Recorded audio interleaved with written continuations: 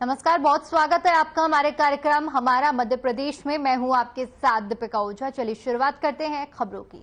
खरगोन में बीजेपी के राष्ट्रीय अध्यक्ष जेपी नड्डा की रैली को लेकर प्रशासन ने तैयारियां तेज कर दी हैं। दरअसल प्रधानमंत्री के 9 साल पूरे होने पर बीजेपी के 1 महीने के विशेष जनसंपर्क अभियान के तहत मिशन 2024 में भी जुट गई है। इसी कड़ी में राष्ट्रीय अध्यक्ष जेपी नड्डा केंद्र सरकार और प्रदेश की शिवराज सिंह सरकार की जनहितैषी योजनाओं को लेकर नवग्रह मेला मैदान में जनसभा को संबोधित करेंगे। इस दौरान प्रदेश के मुख्यमंत्री शिवराज सिंह चौहान, बीजेपी प्रदेश अध्यक्ष वीटी शर्मा, केंद्रीय पेट्रोलियम राज्य मंत्री रामेश्वर तेली और प्रदेश के कृषि और जिले के प्रभारी मंत्री कमल पटेल समेत प्रदेश सरकार के दिग्गज नेता और पदाधिकारी भी मौजूद रहेंगे। तो 2024 में चुनाव होने हैं और इसी को लेकर आज बता दें कि बीते 1 महीने से विशेष जनसंपर्क अभियान चल रहा है, जिसके तहत मिशन 2024 को साधने की पूरी कवायद जारी है। इसी कड़ी में राष्ट्रीय अध्यक्ष जेपी नड्डा केंद्र और प्रदेश सरकार की जनहितैषी योजनाओं को लेकर नवग्रह मेला मैदान में जनसभा को संबोधित करने पहुंचने वाले हैं। और इसके साथ ही साथ इस दौरान मुख्यमंत्री शिवराज सिंह चौहान, बीजेपी प्रदेश अध्यक्ष वीडी शर्मा, केंद्रीय पेट्रोलियम मंत्री राज्य मंत्री रामेश्वर तेली के साथ साथ कृषि और जिले के प्रभारी मंत्री कमल पटेल भी मौजूद रहेंगे।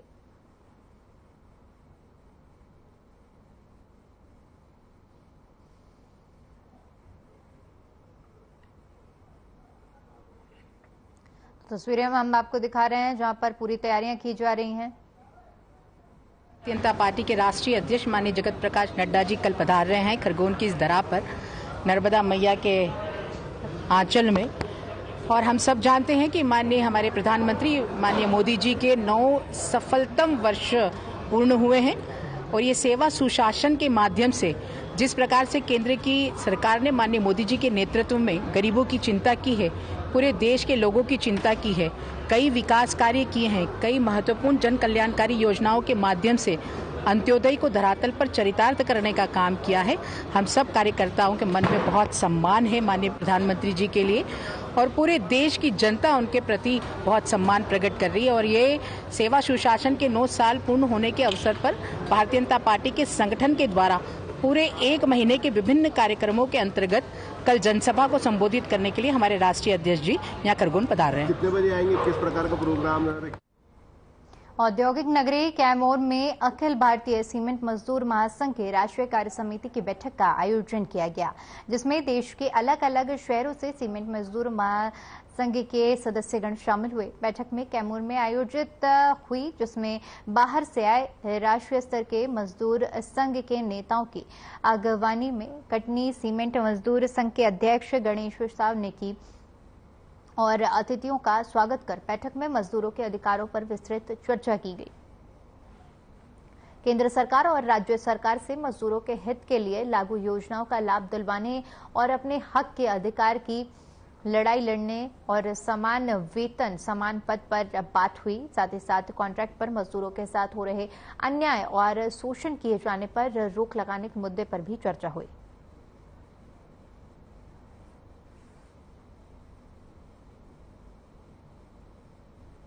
तो औद्योगिक नगर कैमूर में अखिल भारतीय सीमेंट मजदूर महासंघ की राष्ट्रीय कार्य समिति की बैठक का आयोजन किया गया, जहां की हम तस्वीरें आपको दिखा रहे हैं। यहां पर मजदूरों पर हो रहे अन्याय को लेकर ये चर्चा की गई है, जिसमें तमाम मजदूर संघ के सदस्यगण शामिल हुए थे। बैठक में मजदूरों के साथ हो रहे अन्याय और तमाम योजनाओं को लेकर चर्चा की गई और साथ ही साथ समान अधिकार की लड़ाई लड़ने, साथ ही साथ समान वेतन समान पद पर भी बात की गई। इसके साथ ही साथ कॉन्ट्रैक्ट पर मजदूरों के साथ हो रहे अन्याय और शोषण का भी जिक्र किया गया और साथ ही साथ इस तरह की घटनाओं को रोक लगाने के मुद्दे पर भी चर्चा की गई है।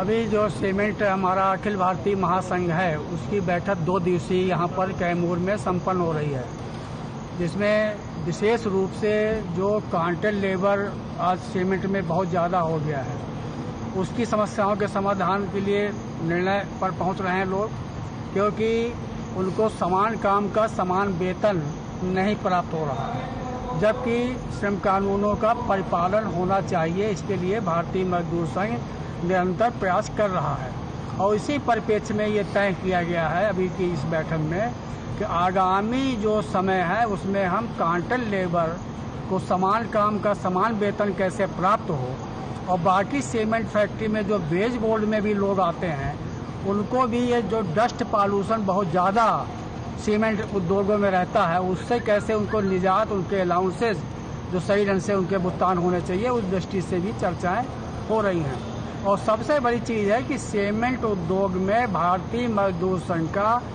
आज हमारी अखिल भारतीय सीमेंट महासंघ की राष्ट्रीय कार्य समिति की बैठक कैमूर में एसीसी जिमखाना हॉल में हो रही है।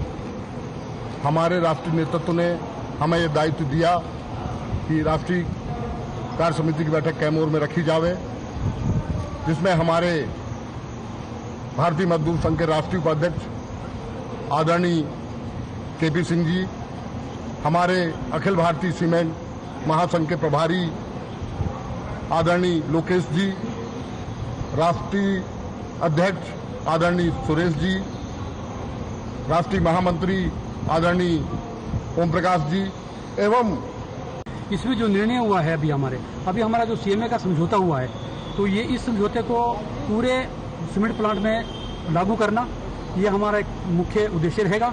उसके अतिरिक्त जो हमारे कॉन्ट्रैक्टर वर्कर है, सीमेंट उद्योग में जो कार्यरत है कॉन्ट्रैक्टर वर्कर और जिनका नेचर वर्क परमानेंट है, ऐसे समस्त सीमेंट जो अपने जिनका नेटवर्क परमानेंट है उन सब के बारे में समान काम समान वेतन के लिए हम लड़ाई लड़ेंगे।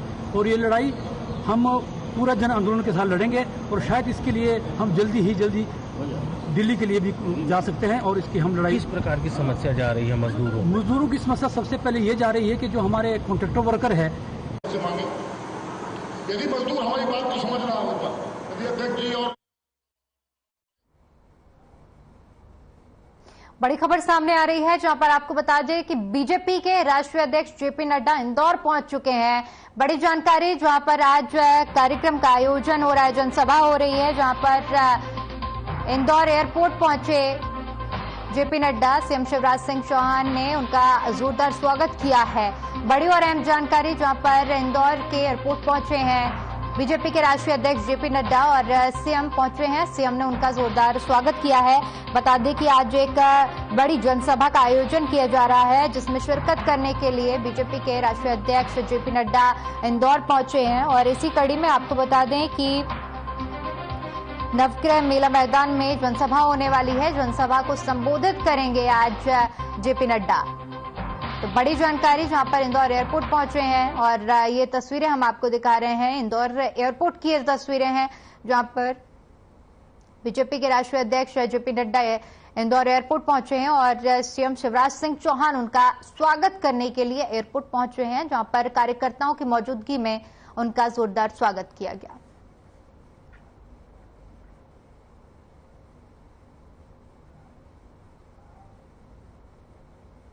वहीं पंगाना थाना क्षेत्र के अंतर्गत ग्राम रुस्तमपुर स्थित एक बंद मकान में देर रात अज्ञात बदमाशों ने मकान का ताला तोड़कर चोरी कर ली। जानकारी के मुताबिक अलमारी में रखे 1,80,000 रुपए समेत 2 लाख की ज्वेलरी लेकर चोर फरार हो गए।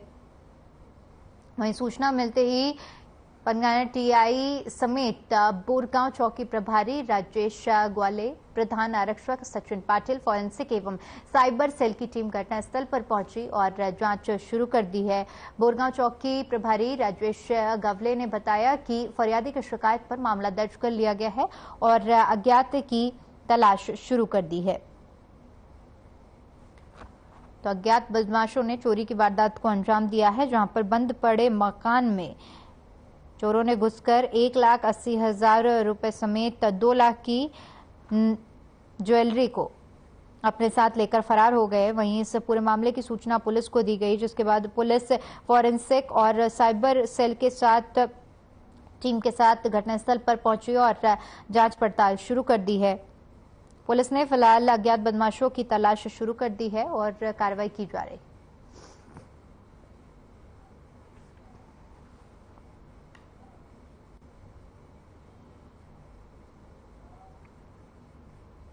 वहीं ग्यारसपुर जनपद पंचायत के ग्राम खैराई में मानवता को शर्मसार करने वाला मामला सामने आया है, जहां पर एक गरीब व्यक्ति की बीमारी से मौत हो गई और उसका सही ढंग से अंतिम संस्कार तक नहीं हो पाया।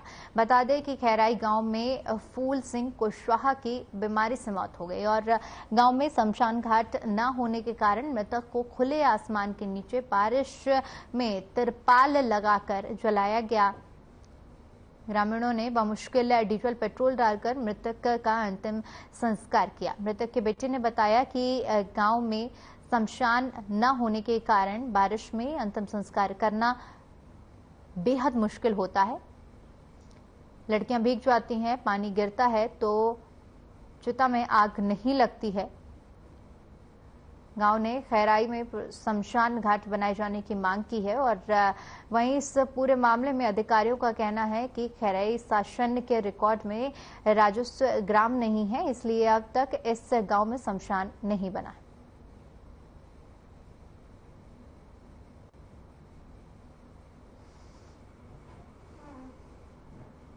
तो क्या दिक्कत आई है? उसमें निकलने में बहुत दिक्कत आई है, सड़क नहीं है, मतलब कीचड़ वगैरह बहुत है। एम्बुलेंस आया था तो वो भी खच गया था, उसको भी मतलब धक्का मार कर सब तो व्यवस्था बनाई, धक्का मुक्का मार के तो घर तक ले आए थे। तो फिर उसके लाने फिर जाने में ही बहुत दिक्कत हुई, आने में दिक्कत हुई, जाने में ही बहुत दिक्कत हुई।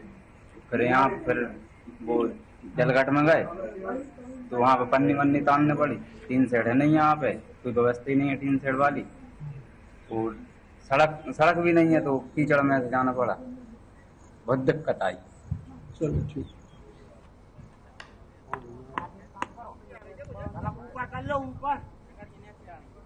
ऊपर कर लो तो। कटनी बिरहुली गांव में अजब गजब ढंग से ग्राम पंचायत में निस्तारी तालाब को काटकर प्लॉटिंग कर जमीन बेची जा रही है, जबकि यह निस्तारी तालाब के तौर पर दर्ज है।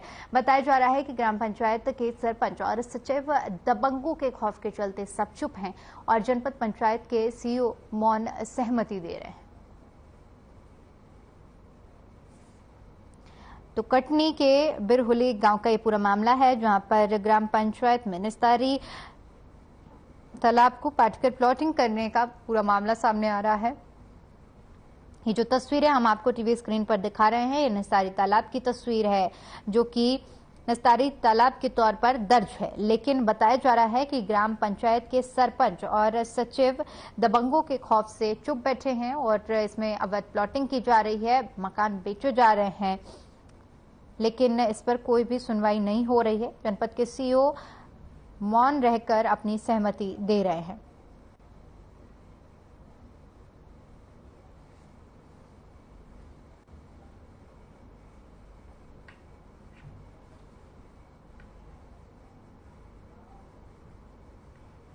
उमरिया के गांव भुंडी में खेत पर बाड़ी रूंधने को लेकर दो लोगों में विवाद हो गया, जिसमें से एक पक्ष ने दूसरे पक्ष पर सब्बल से हमला कर दिया। इस हमले में महिला की मौत हो गई। घटनास्थल पर पहुंची पुलिस ने शिकायत दर्ज कर आगे की जांच शुरू कर दी है। बताया जा रहा है कि मृतका का मकान आरोपी के खेत के पास है। मृतका अपनी बुजुर्ग मां के साथ रहती थी। वारदात के बाद से ही परिवार वालों का रो रो कर बुरा हाल है।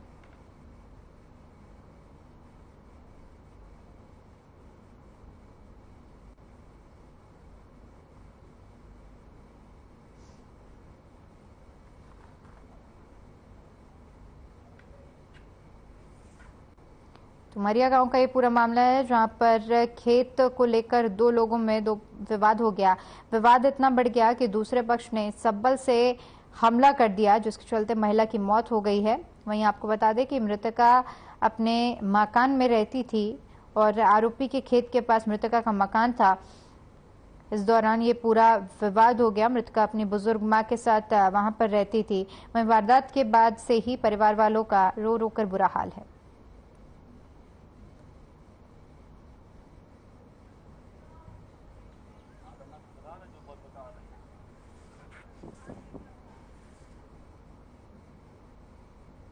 उमरिया की तस्वीरें आपको दिखा रहे हैं, जहां पर गांव में खेत को लेकर, खेत रूंदने को लेकर 2 लोगों में विवाद हुआ था और जिसके बाद ये विवाद इतना बढ़ गया कि एक पक्ष ने दूसरे पक्ष पर सब्बल से वार कर दिया। वहीं इस पूरी घटनाक्रम में एक महिला की मौत हो गई है और महिला खेत में ही रहती थी और वहां पर आरोपी के खेत के पास उसका मकान था और यहीं से विवाद की शुरुआत हुई और महिला की मौत हो गई है।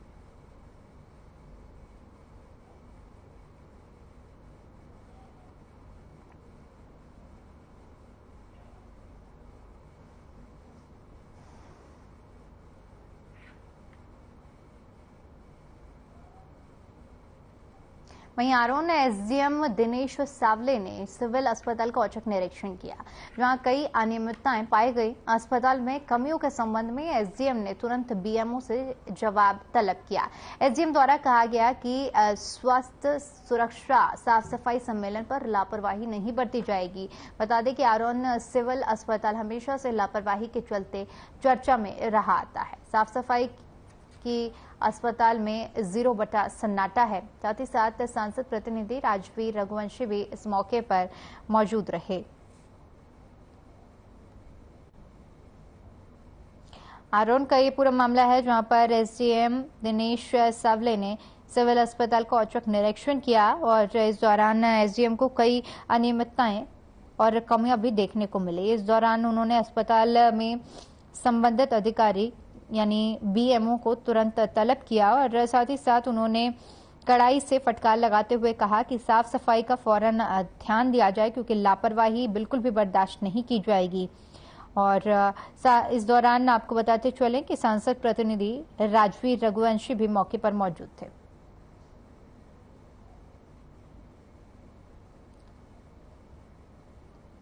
आरोन का ये पूरा मामला है जहां पर एसडीएम दिनेश सावले ने अस्पताल को औचक निरीक्षण किया। तस्वीरों के माध्यम से आप देख सकते हैं कि एसडीएम अस्पताल में पहुंचे हैं और उन्होंने अस्पताल में बारीकी से जांच की है। इस दौरान उन्हें कई कमियां देखने को मिली, जिसके बाद उन्होंने साफ तौर पर हिदायत देते हुए बीएमओ से कहा है कि किसी भी तरह की अनियमितताएं बरती और बर्दाश्त नहीं की जाएंगी। जो भी कमियां हैं उसके बारे में जानकारी दी गई है और साथ ही साथ इन कमियों को दूर करने के तुरंत आदेश दिए गए हैं।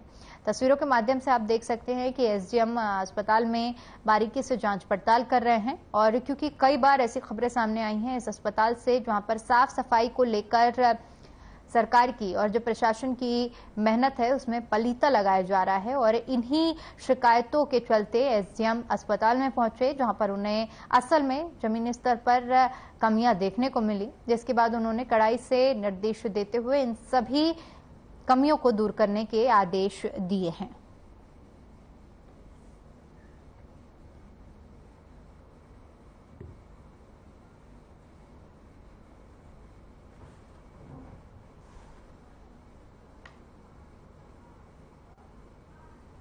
खबर जबलपुर से है जहां पर वेदिका ठाकुर हत्याकांड मामले का आरोपी प्रियांश विश्वकर्मा के घर पर नगर निगम ने नोटिस जारी किया है। नगर निगम ने आरोपी के परिवार को नोटिस भेजकर निर्माण पर तत्काल प्रभाव से रोक लगाने के आदेश दिए गए हैं।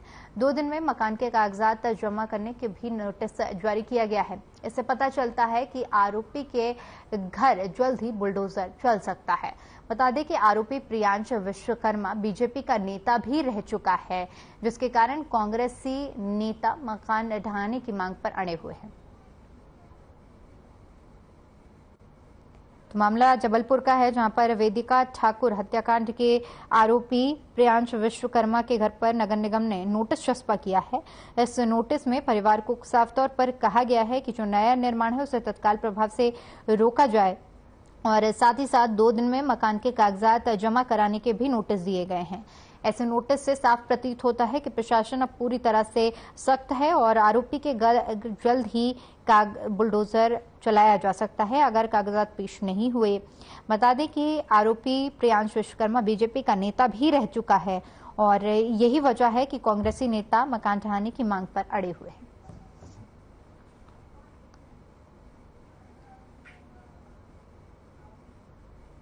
चलिए फिलहाल के लिए इस बुलेटिन में इतना ही। बाकी तमाम बड़ी खबरों के लिए बने रहिए हमारे साथ। नमस्कार।